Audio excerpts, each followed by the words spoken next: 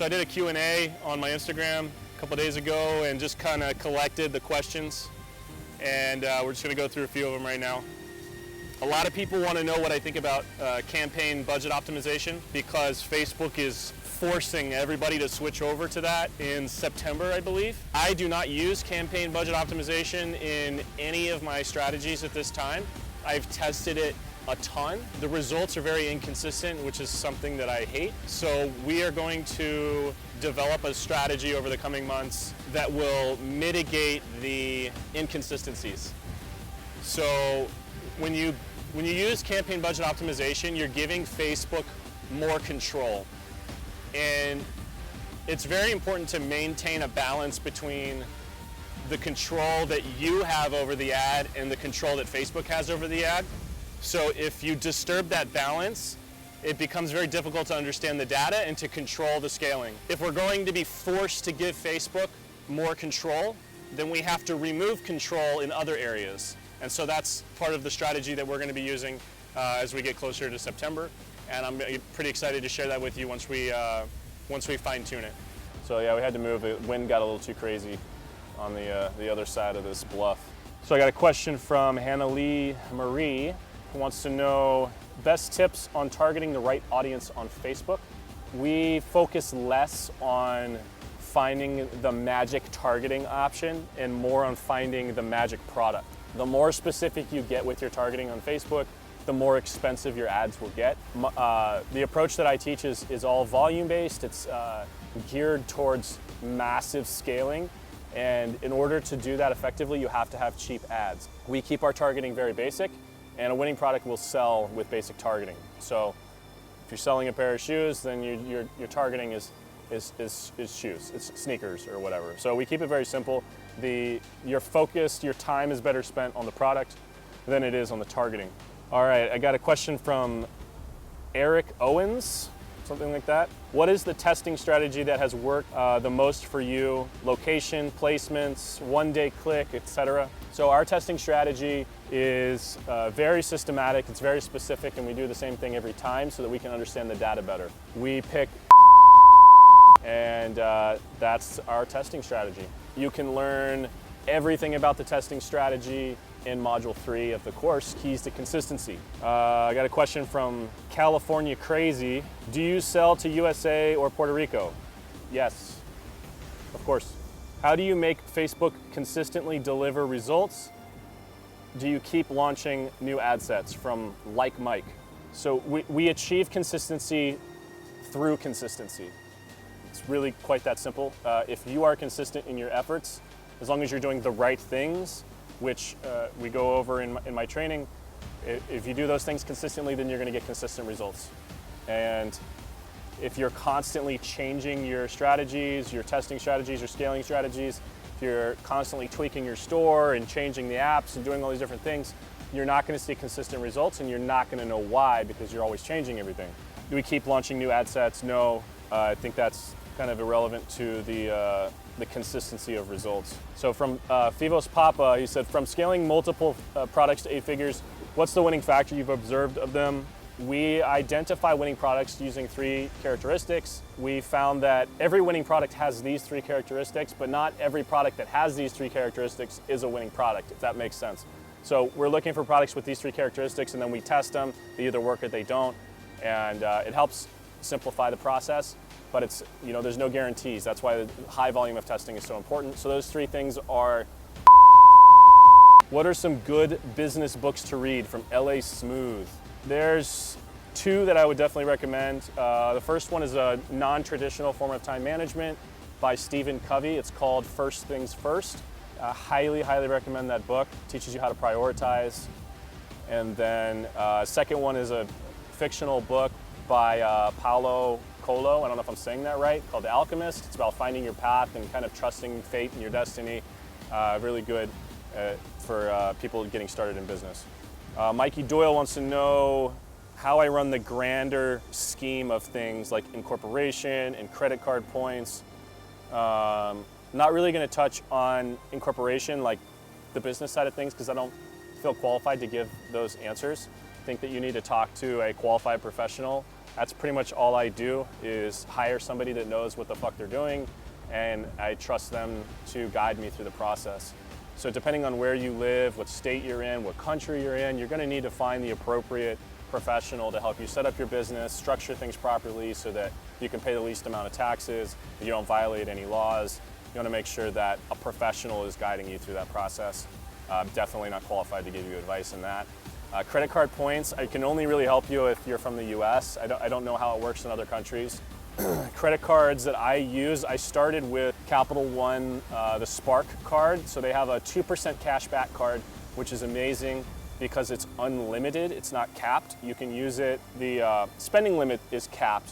You just have to keep paying it off, but the rewards that you receive are not capped. So, you can just rack up 2% for infinity as long as you keep using the card. And then they have a great travel card as well under the Spark program. So those are great ones to start with. And then recently, about 3-4 months ago, started using American Express for my ads and for my travel. They have a business gold rewards card that gives you 3% cash back. And it's really, really good for having a high spending limit. If you're a high volume dropshipper, you can, within your first month, you can get your spending limit up over $100,000 easily. And it's just based on how much you use it, how frequently you pay it off. Your limit just keeps going up every time you pay it off. And then 3% is really nice, but it is capped. So I think it's, you only get 3% on the first 50,000 you spend each month, which, I mean, I have days where I spend 50,000 on ads, so it's not really all that that helpful. And then I think it drops down to 2% for the next 100,000, and then I don't know the exact specifics, but it's a good card. And then they have a really good, the platinum card's great for travel. Wes de Oliveira, and I'm not saying that right, asked, what are some tests that you made to break some myths? Because I've been talking about some dropshipping myths in my other videos. The funny thing is I didn't intentionally set out to break any myths. My entire dropshipping journey has been solo. I really just kind of figured everything out through trial and error and proved it by making it work. So as I started coaching individuals and teaching them my methods and identifying what they're doing wrong in their businesses, I started discovering trends of things that they were taught by other coaches. And through my own experience and my proof, my results, I had already disproven these myths that these people were following and believing in. So I didn't intentionally set out to break any myths. I just started discovering them and just knowing that they were false based on my own personal experience. But if you guys are aware of any myths that you'd like me to bust, then definitely let me know. I'd be more than happy to do that. I am Talent asks, do you start with view content or purchase? I'm gonna give you a freebie here. We only go to purchase. Everything else is a waste of time.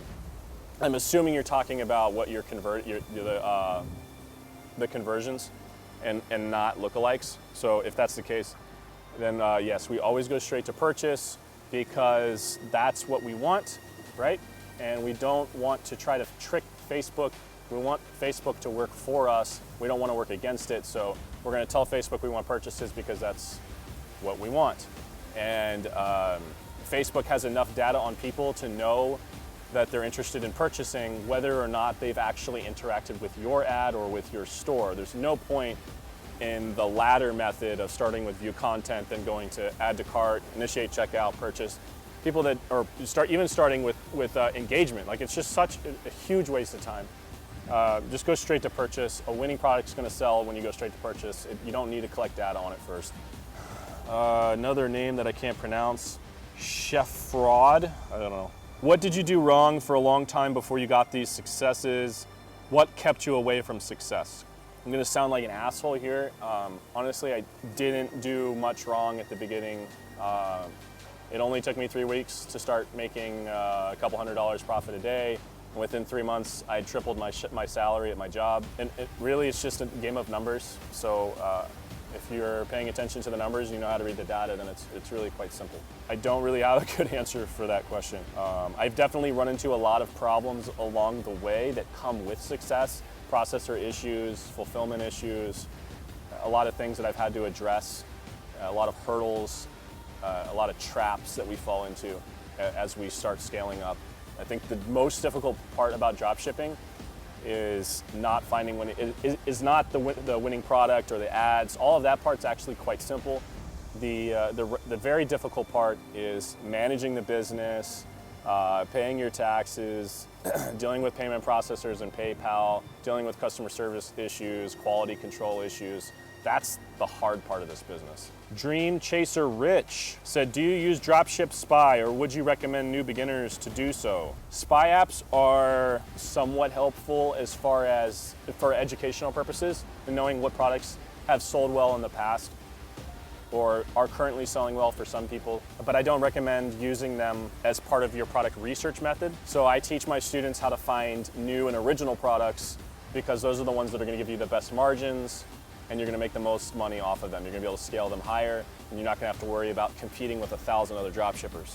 Icon Living 01 asks a really good question. How to stay consistent with anything? It's gonna sound really corny, but you have to know yourself, and you have to know how to manipulate yourself. We're all prone to laziness and taking the easy way out, and we have to learn what triggers in our own mind and in our own heart cause us to override those tendencies. So for me, one of my biggest struggles was I have an obsessive personality, and growing up it was always misdirected. I always obsessed over the wrong things like video games or partying or whatever. I was just focusing on the wrong things. And once I learned that I could harness that and steer it in the direction of something productive and obsess over something that was gonna make me money, then that's when I started seeing a lot of success in my life. So you have to learn who you are, and a lot of times it's what is your biggest weakness and figuring out how to turn that into a strength. That's going to be your key. Vishal Sable said, should I try a print-on-demand Shopify store? Print-on-demand is great in theory, but if you're not a super talented graphic designer, you're not going to be successful because the margins are way too slim. The cost of goods, I mean, like a basic ass t-shirt, it's going to cost you $15, and the average cost per purchase on Facebook is $10 to $15. So if you do that math, you're gonna have to sell your t-shirt, like a basic t-shirt, for 35, 40 bucks to make a profit. Unless you're really good at making things go viral, which implies that you're a very talented graphic designer with really creative ideas. So print on demand, in my opinion, is a waste of time.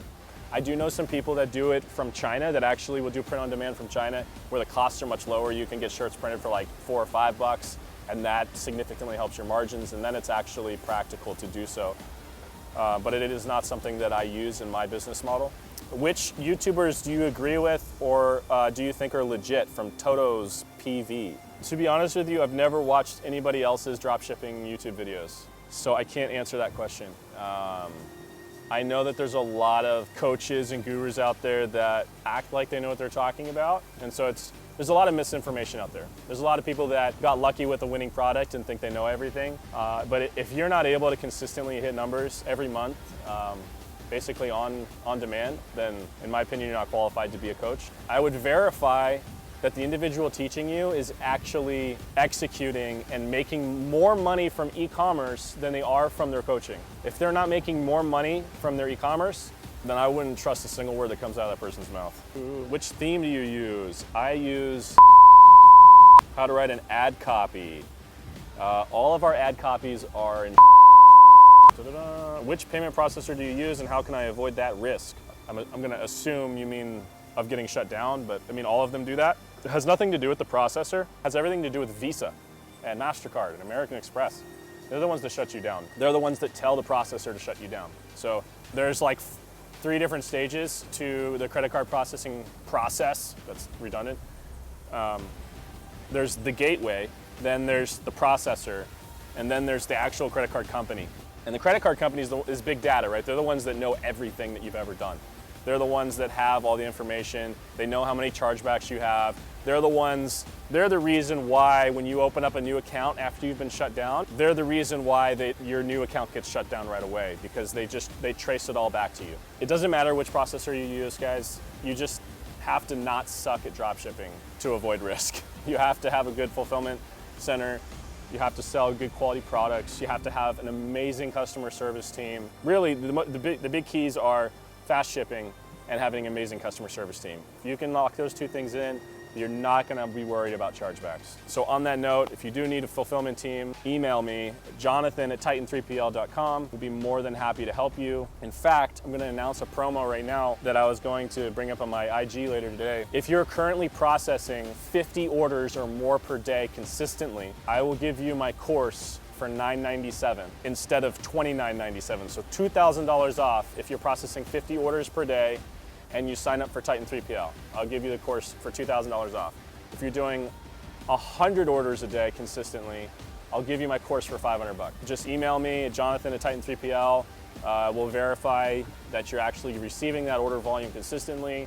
We'll get you set up with an account manager, get you set up with API integration, get you quotes on all your products, and then I'll throw you a promo code for the course so that you can scale to 500 orders a day, 1,000 orders a day.